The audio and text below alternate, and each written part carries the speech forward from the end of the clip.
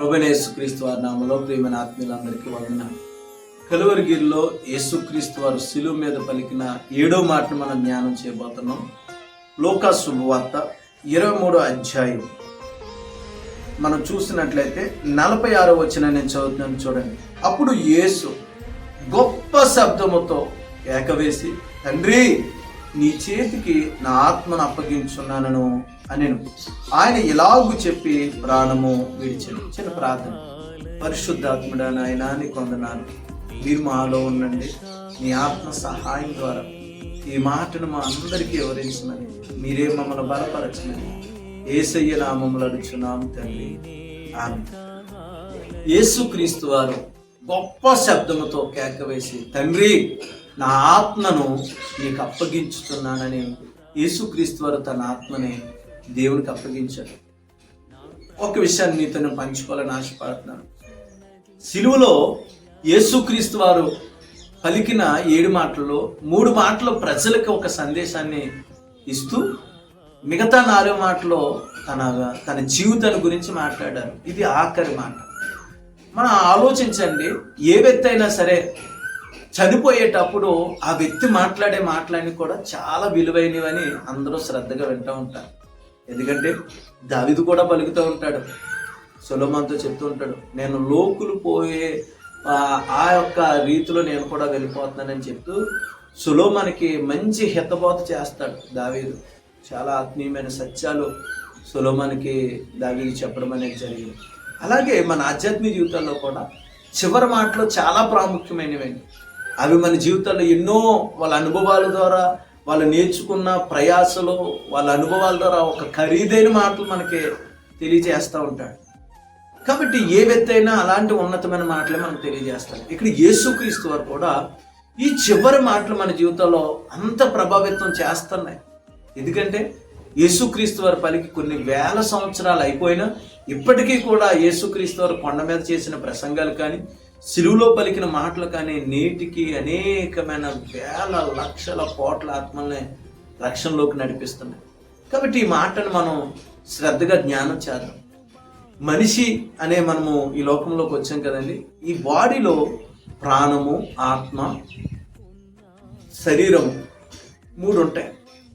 ఇక్కడ ప్రసంగి చెప్తున్నాడు, మొన్నైనది మనలో కలిసిపోతుంది, ఆత్మ తాను దయచేసిన దేవుని దగ్గరికి వెళ్ళాలి. కాబట్టి ఇప్పుడు దేవుడు మనకి ప్రాణాన్ని, ఆత్మని, శరీరాన్ని ఇచ్చాడు. ఇప్పుడు మనం దేవుని కొరకు బ్రతికినా లేదా లోకం కోసం బ్రతికినా ఈ దేహం అనేది మట్టిలోకి వెళ్ళిపోతుంది. ఎందుకంటే మొన్న అనేది తిరిగి మట్టిలోకి కలిసిపోతుంది.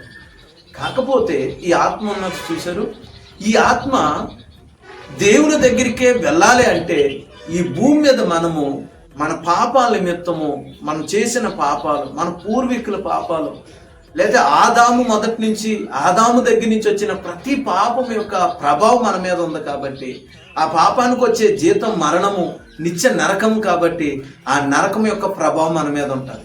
అందుకనే మనం మరణించే లోపు మన జీవితాన్ని, లేదా మనకి దేవుని యొక్క వాక్యం మనకు అందినప్పుడు, యేసుక్రీస్తు వారి సువార్త మనకు అందినప్పుడు, మన పాపాలు మన ప్రభు దగ్గర యథార్థమైన మనస్సుతో, పశ్చాత్తాపంతో యేసయ్య పాదాల దగ్గర మన పాపాలు ఒప్పుకుని మారు మనసు పొంది, పశ్చాత్తాపం పొంది యేసుక్రీస్తు వారి నామంలో మనం బాప్తిసం తీసుకుంటే గనక మన పాపాలన్నిటికీ మనం విడుదల పొందుకుంటాం. దాని నుండి, ఆ పాప జీవితం నుండి విడుదల పొందుకుని యేసుక్రీస్తు వారిలో నూతన జీవితాన్ని మనం ప్రారంభిస్తాం. అందుకని బైబిల్లో ఒక మాట ఉంది, తన పాపములకు ప్రాయశ్చిత్తం నొందినవాడు ధన్యుడు అని రాయబడి ఉంది. కాబట్టి నీ పాపానికి నువ్వు ప్రాయశ్చిత్తం పొందుకోవాలి, నీ పాపానికి పరిహారం పొందుకోవాలి. యేసుక్రీస్తు వారు పరిహారంగా ఈ లోకానికి వచ్చారు. ఆయన కలువరిగిరిలో ఆయన మనందరి కొరకు ఆఖరి బొట్టు వరకు రక్తం కార్చారు. మొదటి యోహాను పత్రికలో రాయబడి ఉంది, యేసు రక్తము ప్రతి పాపము నుండి మన పవిత్రులుగా చేస్తుందని. కాబట్టి యేసుక్రీస్తు వారు మన కొరకు చేయవలసిందన్నీ చేసేసాడు. ఆయన చేసేసాడు. మనమే చెయ్యాలి. ఏం చెయ్యాలి? యేసును సొంత రక్షకుడిగా అంగీకరించాలి. మన పాప జీవితాన్ని విడిచిపెట్టాలి. యేసులో ఒక నూతన జీవితాన్ని ప్రారంభించాలి. యేసు కొరకు సాక్షిగా ఈ లోకంలో జీవించాలి. యేసయ్యకి మహిమ తీసుకొచ్చే బ్రతుకులు మనం బ్రతకాలి.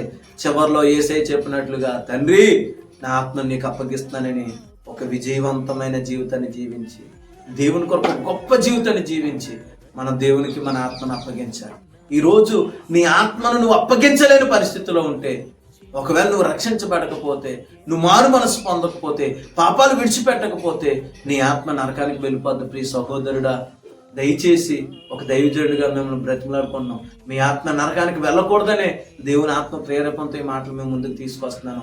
మనం ఎప్పుడు చనిపోతాం మనకు తెలియదు, ఏ దినం ఎలాగా ఏమి జరుగుతుందో మనకు తెలియదు. నేడే అనుకూల సమయం, నేడే రక్షణ దినం. కాబట్టి నీ ఆత్మను దేవుని యొద్దకు మరి అప్పగిస్తావా? ఈరోజే ఈ వర్తమానం వింటున్నప్పుడే పరిశుద్ధాత్మ దేవుడు నీకు ప్రేరేపిస్తే మారు మనసు పొందు, బాప్తిస్మం తీసుకో. దేవునికి నువ్వు ఉన్న చోటే నీ హృదయాన్ని ప్రభువుకు అప్పగించు.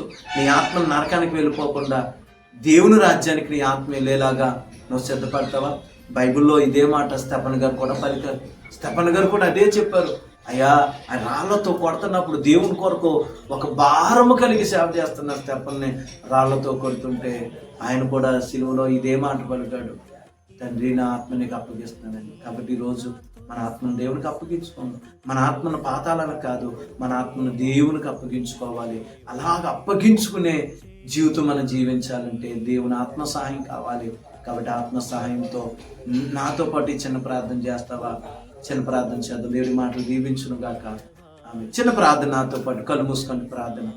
యేసయ్యా, నాతో పాటు చెప్పండి. యేసయ్యా, నేను పాపిని ఆయన, నీ రక్తముతో నా పాపాలు కడగండి. నువ్వు నా కొరకే ఈ లోకానికి వచ్చావని, నా కొరకు రక్తం కాచి ప్రాణం పెట్టి మరణించి తిరిగి లేచావని నమ్ముచున్నాను నాయన. నువ్వు మరలా తిరిగి రాబోతున్నావని రెండవ మారు నేను నమ్ముచున్నాను నాయన. నన్ను నీ రాజ్యంలో జ్ఞాపకం చేసుకుని నాయన, నా పేరుని జీవ గ్రంథంలో రాయండి నాయన.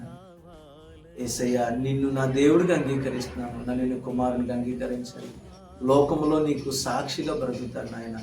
నా జీవితాన్ని మార్చమని యేసయ్య నామములో అడుగు వేడుకుని పొందుకుంటున్నాం తండ్రి. Amen. God bless you all.